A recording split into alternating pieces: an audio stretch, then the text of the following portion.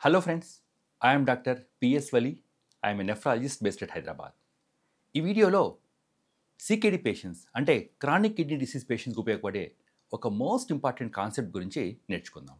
ఆ కాన్సెప్ట్ ఏంటంటే kidney disease బాగా అడ్వాన్స్ అయ్యి అంటే సికేడి స్టేజ్ 5లోకి వచ్చిన తర్వాత ట్రాన్స్ప్లాంట్కి వెళ్ళేటప్పుడు ఈ సికేడి నుంచి ట్రాన్స్ప్లాంట్ దశ అంటే క్రానిక్ కిడ్నీ డిసీజ్ స్టేజ్ 5 నుంచి కిడ్నీ మార్పిడి దశలోకి వెళ్ళేటప్పుడు ఈ జర్నీ స్మూత్గా ఉండాలంటే ఎలాంటి టిప్స్ ఫాలో అవ్వాలో తెలుసుకుందాం. ఈ టిప్స్ అన్ని ఫాలో అవడం వల్ల ఒక సికేడి అడ్వాన్స్ స్టేజ్లో ఉన్న పేషెంట్, సికేడి స్టేజ్ 5 ఉన్న పేషెంట్ చాలా స్మూత్గా ఇబ్బంది లేకుండా వారి సెకండ్ ఇన్నింగ్స్ అంటే ట్రాన్స్ప్లాంట్ని స్టార్ట్ చేయగలరు. అవేంటి ఇవాళ తెలుసుకుందాం. నెంబర్ 1 పాయింట్, మీ ఫ్యామిలీలో ఒక ప్రాపర్ డోనర్ని మీరు ఐడెంటిఫై చేసుకోవడం. అంటే క్రియాటినిన్ ఆల్మోస్ట్ 4.55 వచ్చేటప్పటికల్లా మీరు అట్లీస్ట్ ఒక మంచి అవగాహనతో ఆనెస్ట్గా మీ ఫ్యామిలీలో మీ రక్త సంబంధికుల్లో ఎవరు మీకు డోనరో మీరు ఐడెంటిఫై చేసుకోవడం. అంటే వారి బ్లడ్ గ్రూపు మీ బ్లడ్ గ్రూప్ మ్యాచ్ అవుతుందా లేదా, లేక ఆ పర్టికులర్ డోనర్ కిడ్నీ ఇవ్వడానికి విల్లింగ్ ఉన్నారా లేదా, లేక ఆ ఫ్యామిలీ డోనర్ యొక్క హెల్త్ స్టేటస్ ఏంటి, ఇవన్నీ కూడా మీరు ముందే ప్రాపర్గా అనలైజ్ చేసుకొని ఆడిట్ చేసుకొని డోనర్ని ఫిజికల్గా మెంటల్గా ప్రిపేర్ చేసి ఉంచడం. ఎందుకంటే ట్రాన్స్ప్లాంటేషన్ సక్సెస్ కావాలంటే మోస్ట్ ఇంపార్టెంట్ కాన్సెప్ట్ మన ఇంట్లో వాళ్ళు ఇచ్చే కిడ్నీ, మన రక్త సంబంధికులు ఇచ్చే కిడ్నీ కంటే కూడా ఏ కిడ్నీ కూడా గొప్పది కాదు. Mother, father, brother, sister or at least ఎమోషనల్గా అటాచ్ అయిన వైఫ్, వీళ్ళు ఇచ్చే కిడ్నీలోనే సక్సెస్ రేట్ బ్రహ్మాండంగా ఉంటుందని వరల్డ్ వైడ్ ప్రతి ఒక్క రీసెర్చ్ కూడా చెప్పింది. వీళ్ళెవరూ కిడ్నీ ఇవ్వలేని క్రమంలో మాత్రమే మనం గవర్నమెంట్ ఇచ్చే కిడ్నీస్ అంటే disease donor kidneys, brain dead donor kidney కోసం వెళ్ళాల్సి వస్తుంది. బ్రెయిన్ డెడ్ డోనర్ కిడ్నీకి వెళ్ళే ముందు 100% మన ఇంట్లో ఎవరైనా కిడ్నీ ఇస్తారో లేదో ప్రాపర్గా మనం అనాలిసిస్ చేసుకోవడం. దేర్ఫోర్ సికేడి నుంచి కిడ్నీ ట్రాన్స్ప్లాంట్కి మనం ట్రాన్సిషన్ కావాలంటే మోస్ట్ ఇంపార్టెంట్ కాన్సెప్ట్ మన ఇంట్లో ఒక ప్రాపర్ డోనర్ని ఆనెస్ట్గా, సిన్సియర్గా మన అనాలిసిస్ చేసుకొని వారికి రెడీగా ఉంచుకోవడం. రెండవ ఇంపార్టెంట్ అంశం, కిడ్నీ ట్రాన్స్ప్లాంట్కి వెళ్ళే ముందు ఒక సికేడి పేషెంట్ గుర్తుపెట్టుకోవాల్సింది ఒక ప్రాపర్ అమౌంట్ ఆఫ్ ప్రోటీన్ తీసుకోవడం.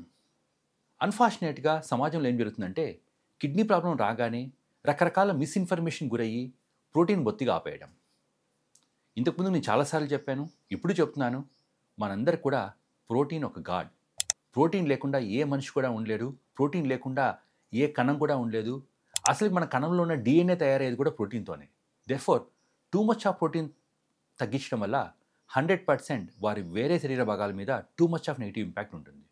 దేర్ఫోర్ సికేడి పేషెంట్స్ మంచిగా ట్రాన్స్ప్లాంట్ చేయించుకొని ఫ్యూచర్లో సెకండ్ ఇన్నింగ్ స్టార్ట్ చేయాలంటే గుర్తుపెట్టుకోవాల్సింది వారి ప్రోటీన్ ఇంటెక్ డీసెంట్గా ఉండడం. అంటే మరీ టూ మచ్గా ప్రోటీన్ చేయకూడదు, మరి protein two మచ్గా తగ్గించకూడదు.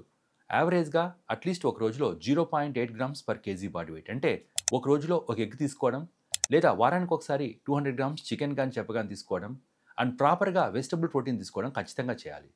Too much protein తగ్గించడం వల్ల ట్రాన్స్ప్లాంట్ తర్వాత రిజల్ట్స్ అన్నిసార్లు ఒకే రకంగా ఈక్వల్గా ఉండవు.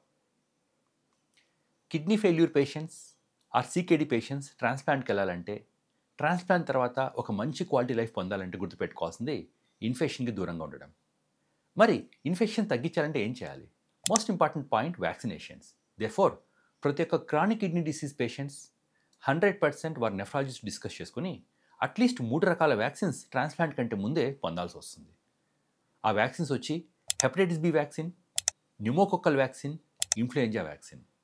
So studies all across the world ఏం చెప్తున్నాయంటే ఎవరైతే కిడ్నీ ట్రాన్స్ప్లాంట్ పేషెంట్స్ వారు సికేడి స్టేజ్ 3, స్టేజ్ 4, స్టేజ్ 5లో ఉన్నప్పుడే ఈ వ్యాక్సినేషన్ షెడ్యూల్ అంతా కంప్లీట్ చేసుకుంటారో వారిలో ఇన్ఫెక్షన్స్ వచ్చే అవకాశాలు చాలా తక్కువగా ఉంటాయి.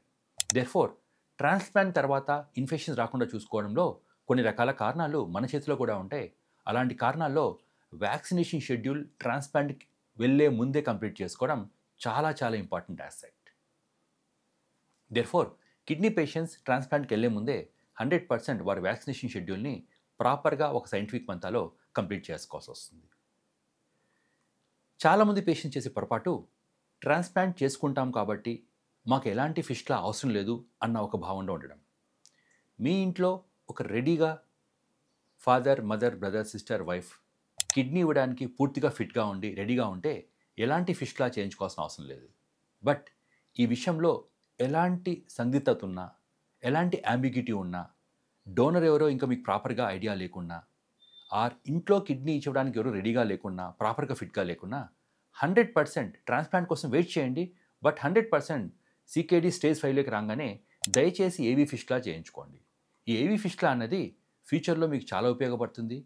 ఎలాంటి పేషెంట్స్ అయితే ఏవీ ఫిస్టులా చేయించుకొని తర్వాత డయాలసిస్‌కి వెళ్ళి తర్వాత ట్రాన్స్‌ప్లాంట్‌కి వెళ్తారో అలాంటి వారిలో అవుట్‌కమ్స్ చక్కగా ఉంటాయి. దేర్‌ఫోర్ మీకు ఇంకా ట్రాన్స్‌ప్లాంట్ గురించి ప్రాపర్ టైమ్ లైన్ ఐడియా లేకుంటే, లేక మీ ఇంట్లో ఇంకా డోనర్ ఎవరు ప్రాపర్‌గా ఐడెంటిఫై కాకుంటే, ఒకసారి సీకేడీ స్టేజ్ 5కి వచ్చి మీ నెఫ్రాలజిస్ట్ ఫిస్టులా చేయించుకోమంటే దయచేసి ఫిస్టులా చేయించుకోండి. ఎలాంటి పేషెంట్స్ అయితే డయాలసిస్ స్టార్ట్ అయ్యాక మెడలో జూగులార్ మీద ట్రాన్స్‌ప్లాంట్‌కి వెళ్తారో అలాంటి వారిలో ఫిస్టులా చేయించుకుని డయాలసిస్‌కి వెళ్ళి ట్రాన్స్‌ప్లాంట్‌కి వెళ్ళే పేషెంట్స్ కంటే కూడా తక్కువ రిజల్ట్స్ ఉంటాయి. Therefore fistula is always got and remember that fistula is very important. And గుర్తుపెట్టుకోవాల్సింది ట్రాన్స్‌ప్లాంట్‌కి వెళ్ళే ముందు ఫస్ట్ ఆఫ్ ఆల్ ట్రాన్స్‌ప్లాంట్ అంటే ఎలా ఉంటుంది? ట్రాన్స్‌ప్లాంట్ ప్రక్రియ ఎలా ఉంటుంది? ట్రాన్స్‌ప్లాంట్‌లో ఎలాంటి లీగల్ ఆస్పెక్ట్స్ ఉంటాయి?